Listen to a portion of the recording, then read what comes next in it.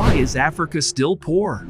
Africa is the second largest continent, covering about 1/5 of the total land surface of Earth. Bounded on the west by the Atlantic Ocean, on the north by the Mediterranean Sea, on the east by the Red Sea and the Indian Ocean, and on the south by the mingling waters of the Atlantic and Indian Oceans.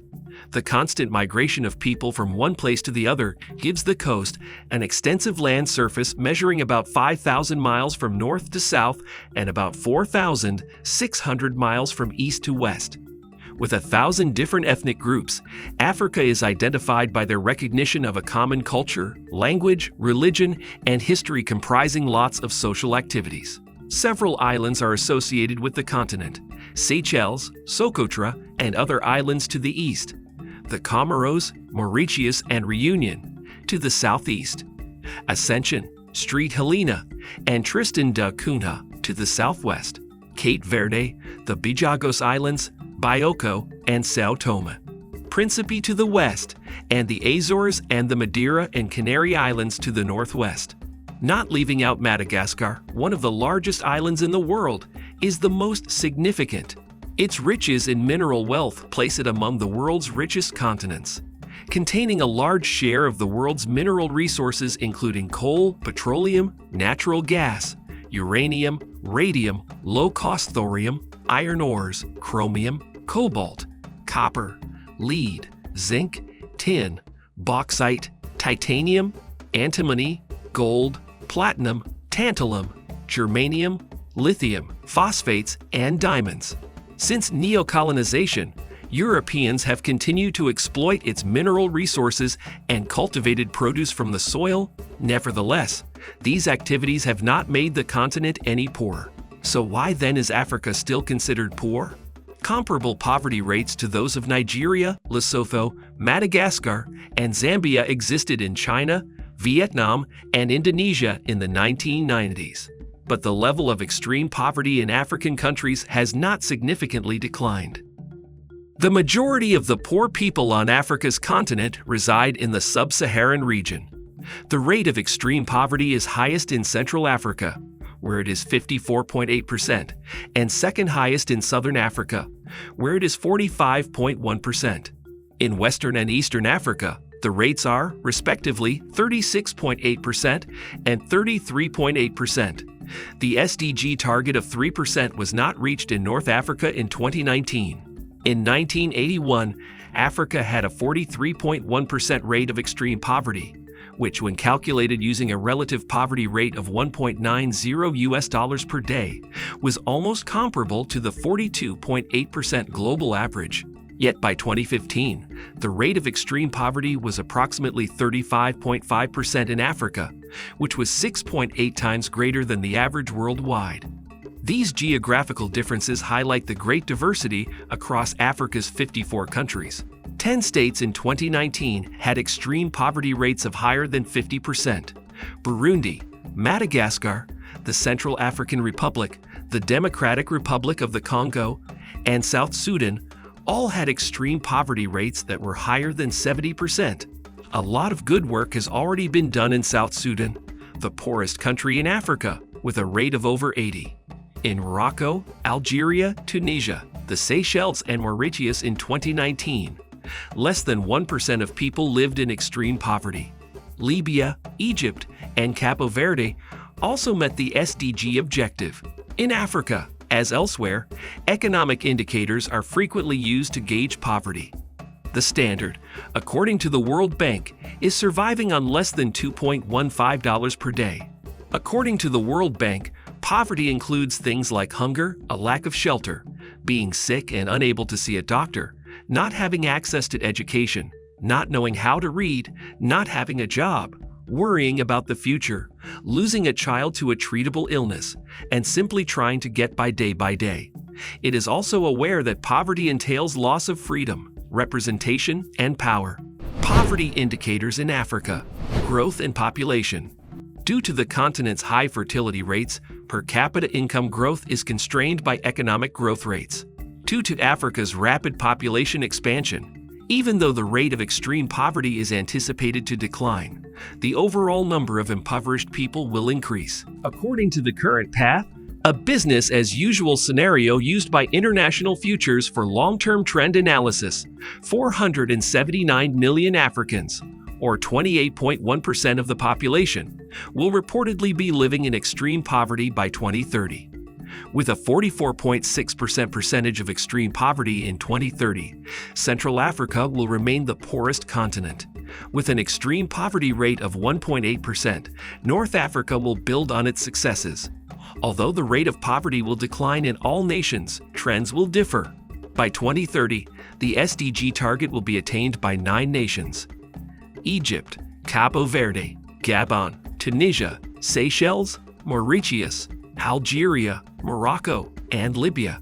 In contrast, more than 30% of the populace in 24 nations will continue to live in extreme poverty. Africa would still be having trouble achieving the SDGs by 2043 when the second 10-year cycle of the African Union's Agenda 2063 comes to a close. By then, 17.8% of people on the continent will be living in extreme poverty. By 2043, the extreme poverty rate in 7 African nations would still be higher than 30%, which is concerning. Despite several preventative and education programs, the population of Africa is growing quickly. Economic development and developmental achievement cannot keep up with this. As a result, Africans are becoming poorer and poorer. A recent UNICEF study estimates that by 2050, there will be 2 billion people living in Africa. Corruption. Ineffective resource management results from the abuse of authority and incompetence of responsible authorities. The majority of the money made from the exploitation of resources, oil, coal, gold, etc., goes to political elites, and the lower classes do not receive a fair share of the country's income. Additionally, the trickle-down effect is sluggish and occasionally non-existent. Contrarily, economic development has encouraged social development in Asian nations because of redistribution policies involving taxes and social welfare initiatives. The Blood Diamond movie offers a partial explanation of these practices, in which powerful business interests work along with government representatives to make use of a nation's enormous resources in addition to its labor force. Looking at countries in Northern Europe, government's capacity to efficiently manage resources and transparency revenue is used wisely and with transparency. To briefly clarify, before World War II, the Nordic nations were largely dependent on agriculture and the underprivileged. They were not seriously damaged by the war, but they did sell their resources to aid in the reconstruction of Europe.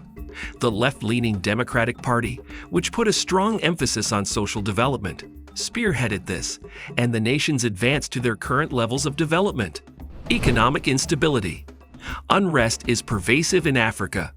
In recent years, there have been attempted overthrows of governments in the Central African Republic, Ethiopia, Guinea-Bissau, Mali, Chad, Sudan, Burkina Faso, and Guinea.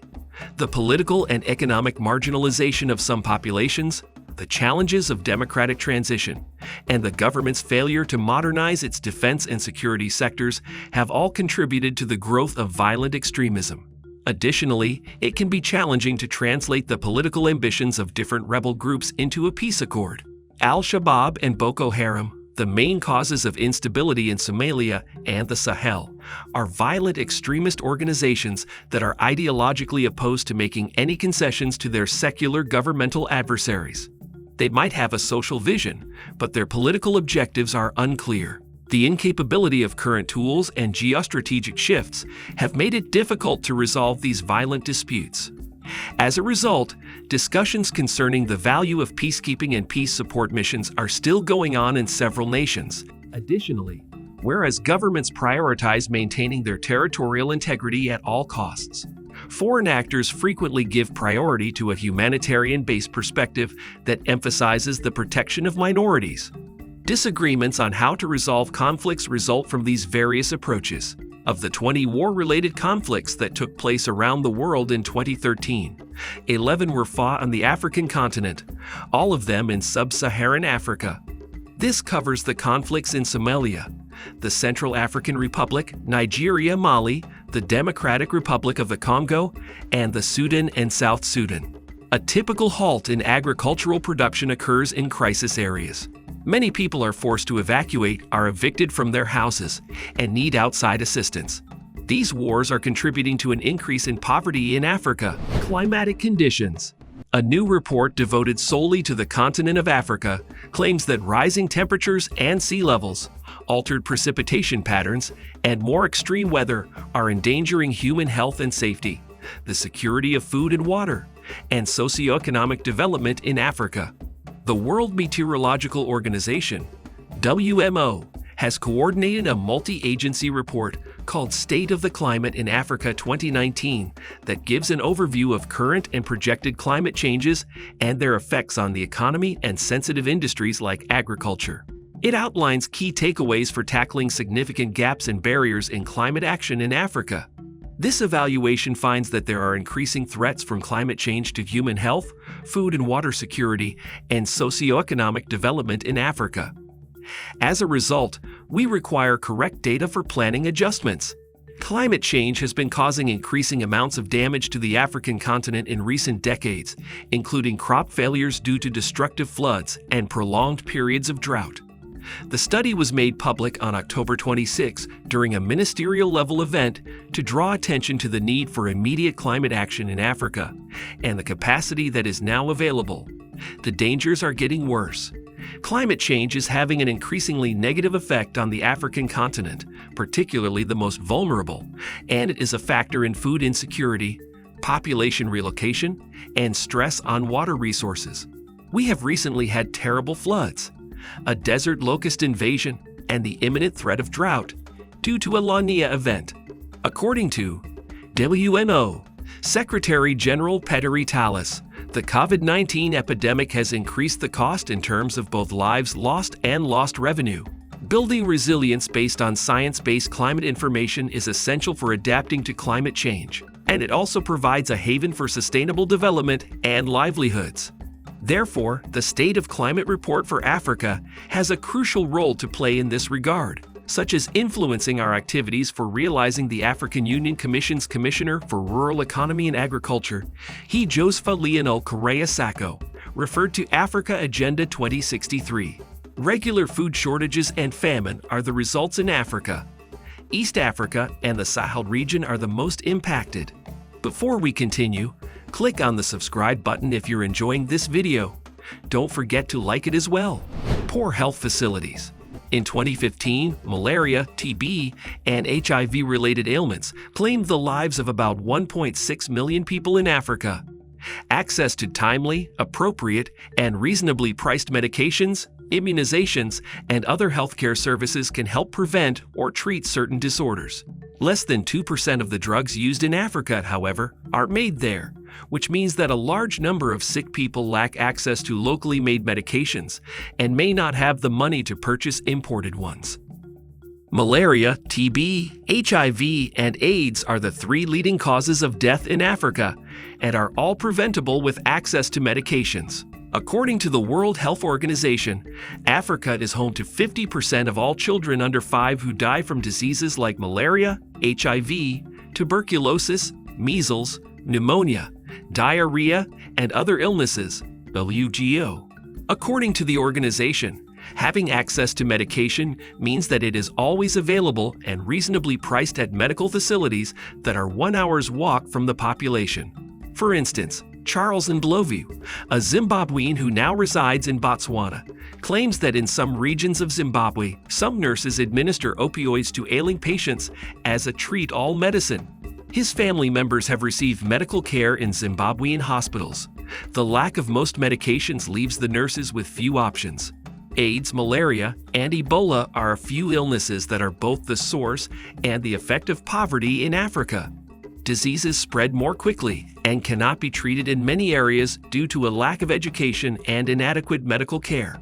The population's average life expectancy is dropping, while the number of orphans is rising. Agriculture suffers the most from worker loss, which lowers food output. Inadequate agricultural infrastructure. Africa, to some extent, was unable to keep up with the Green Revolution. By investing in agricultural growth, Asian nations, on the other hand, were able to guarantee food security. This is so that once agriculture is protected, labor and capital excess may be used to support industrial and service investments, which are the foundation of an economy. In many parts of Africa, agriculture suffers from a lack of infrastructure and know-how, including roads, wells, irrigation systems, storage facilities, and agricultural machinery. Because of this, local self-help is crucial in the fight against poverty in Africa. Cultivation gets more challenging when one adopts an agricultural attitude. The ability to cultivate land is threatened by a small-scale agricultural mentality and small households, which results in low output despite the region's rich soil and favorable climate. Sub-Saharan Africa is not as hot as everyone thinks. According to a different theory, African authorities are not as interested in advancing agriculture as Asian politicians and technocrats. Instead of promoting the development of agriculture, they choose to use the resources already at their disposal. For instance, many agricultural products in Uganda are imported from other nations like China. Domestic products are less competitive since imported items are even more affordable than those that are created at home. Unjust trade structures. Without a doubt, trade has brought both advantages and enormous obstacles to the participating countries, particularly in African countries where primary and intermediate goods made up a sizable portion of exports. Because developed and recently industrialized economies have better manufacturing sectors, access to capital, and markets than Africa, they account for a larger share of the global market. As they strive to compete with sophisticated economies, one could argue that African nations have been left out in the cold. Africa has been fighting to be relevant in the global market, as this chapter has shown. However, throughout the years, its global proportion of commerce in goods has decreased. Rich nations defend their markets with high agricultural tariffs and extensively subsidize their crops, resulting in unfair trading arrangements. This hinders the growth of agriculture on the continent of Africa, harming it right away. Thus, by their actions, the governments of the United States, the European Union, and other wealthy nations contribute to poverty in Africa. In terms of dollars, Africa's merchandise exports had a considerable fall in 2015. Exports from oil exporting nations like Nigeria, 45%, Angola, 44%, and Algeria, 40%, decreased by nearly 40% in the region in 2015. Numerous additional causes, including political unrest in some nations on the continent, have contributed to this downturn. Nigeria's proportion of global merchandise exports decreased from 0.9% in 2012 to 0.31% in 2015, as a result of several oil-producing nations' over-reliance on oil exports from the area. Failed attempts to change stature. The creation of a market economy and the growth of democracy were prerequisites for the structural adjustment packages that the World Bank and IMF offered. However, looking back at these programs' performance, it can be argued that they utterly failed. The privatization of domestic firms by Western nations with financial inflows that were later labeled as neo-colonialism led to the failure of local businesses, high unemployment rates, and a shortfall of output. Additionally, these initiatives had a top-down strategy rather than a bottom-up one, which finds answers based on the needs of the people themselves. Because the establishment of democracy went against the multi-tribal grain, nature, and traditions, these initiatives swiftly failed, and as a result, many African countries have become more divided than ever. The turning point. It is known as the resource curse in the development community. According to Jeffrey Sachs and Andrew Warner's research, the use of income, the type of political system in place, the capacity of the government, and whether or not a country is in an early or late industrialization stage all affect the relationship between resources and economic growth rates. The resource can therefore be seen as either a curse or a gift. As an illustration, consider the Nordic nations. After World War II, they were able to successfully transition from agro-based economies to industrial economies because of the efficient use of oil and coal, as well as transparency and wealth-sharing policies that were pioneered by the Social Democratic Party. However, the Boko Haram civil war was sparked by a fight over resources in the oil-rich nation of Nigeria. Governments and international companies frequently assert ownership of resources, oil, found on indigenous peoples' territory, tribes, and other tribes. Native Africans, who may be the true owners of the resources, do not profit from this exploitation. Unnecessary disputes are sparked by poverty, inadequate spending on healthcare and education, corruption, and contrasting religious beliefs between Islam and Christianity. With every African nation taking an effort to grow, Africa is changing. Africa is claimed to be entering a new phase of being the stunning and wealthy continent that it is said to be, with a rise in self-esteem, agricultural output, and literacy rates, good health facilities, among other things. What are your thoughts? Let us know in the comment section below. Subscribe for more awesome content. See you in our next video.